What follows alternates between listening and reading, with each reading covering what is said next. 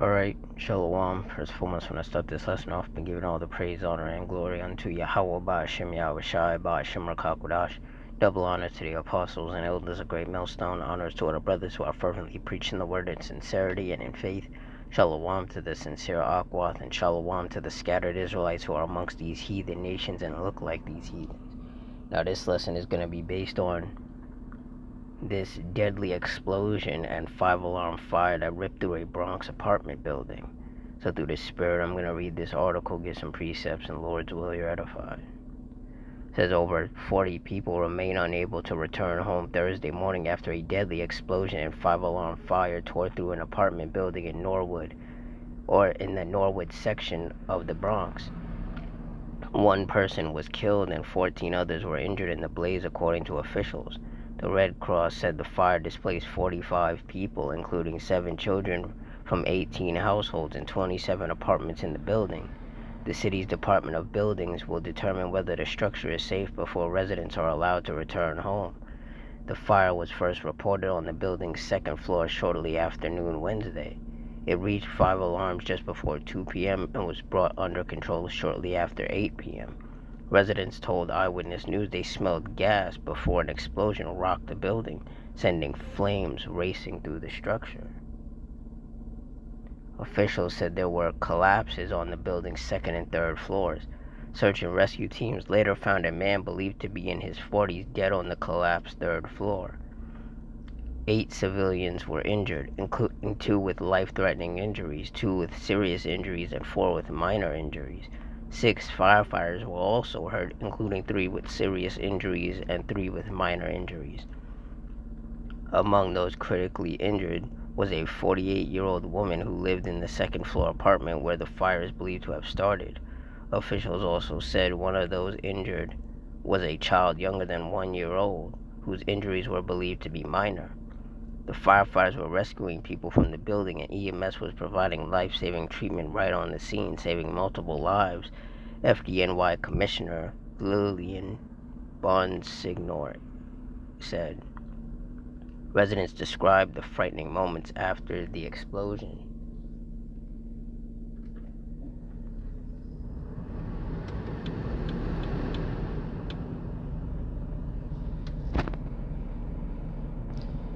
Said, "We all heard a boom. I thought the building collapsed. It felt like an earthquake," one resident said. Another neighbor said the blast caused the ceiling to collapse inside their apartment. Said, "I heard an explosion and then the ceiling fell and hit me in the head," the resident said. A resident who entered the apartment where the fire started said flames spread rapidly from the kitchen.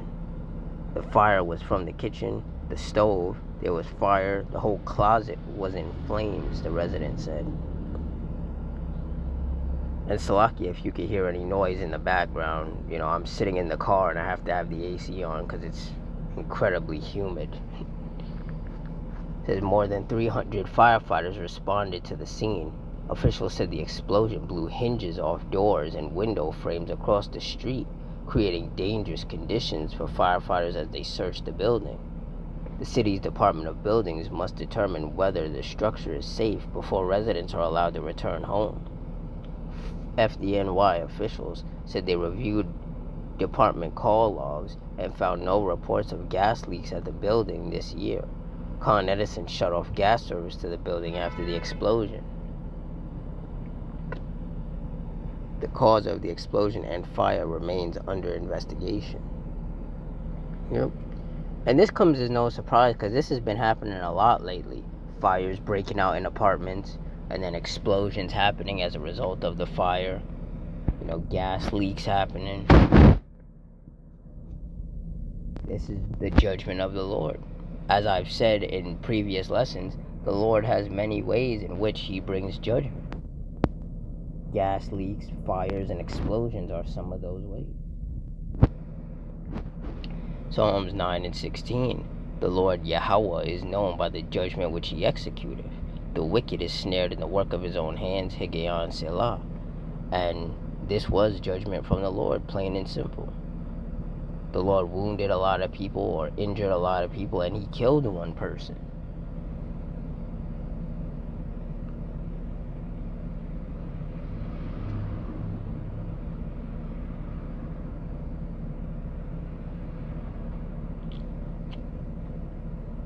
Salakia. Hebrews 10 and 31, it is a fearful thing to fall into the hands of the living power. And that's right, because those people were just in their homes, minding their business, and then that explosion happened. Those people didn't see that coming. They weren't expecting that. You know, you had ceilings collapsing, the floors collapsing. Very scary situation to be in. But these are the type of judgments that the Lord brings upon wicked people, with whom, according to Psalm 7 and 11, he is angry with every day. Deuteronomy 32:39, see now that I, even I, am he, and there is no power with me. I kill and I make alive, I wound and I heal. Neither is there any that can deliver out of my hand. And in this judgment, that's exactly what happened. The Lord killed one person and he wounded several other people. And judgments like this are going to continue to happen. And they're going to be even bigger and more intense and deadlier. Because the Lord is continuing to bring judgment upon these wicked people.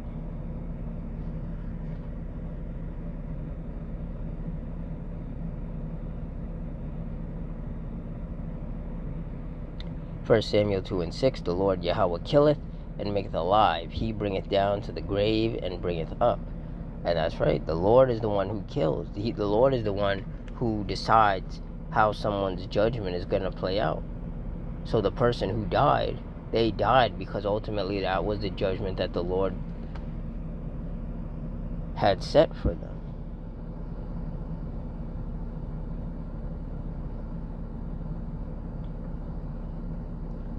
Job 4 and 7, remember I pray thee, whoever perished being innocent, or where were the righteous cut off? And the answer is that nobody has perished being innocent. So people who die in fires and explosions and building collapses and shootings and stabbings and car crashes and in any other way, those are not innocent people.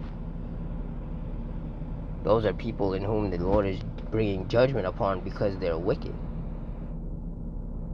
Or they were wicked. Verse 8, even as I have seen, they that plow iniquity and sow wickedness reap the same. And that's basically what these judgments are. You know, these judgments are merely wicked people whom the Lord is angry with being punished.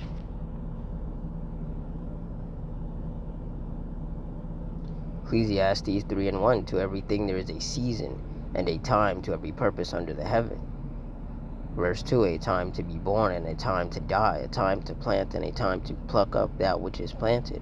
And for that man who died when, the floor collapsed, it was his time to die. Plain and simple. And best believe there's going to be a lot more people who are going to die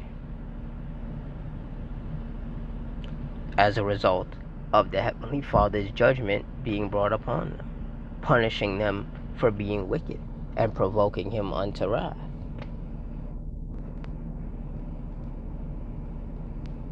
So we can expect a lot more situations like this to happen. Gas leaks, explosions, fires, people getting injured and killed, being displaced from their homes, all kinds of chaos.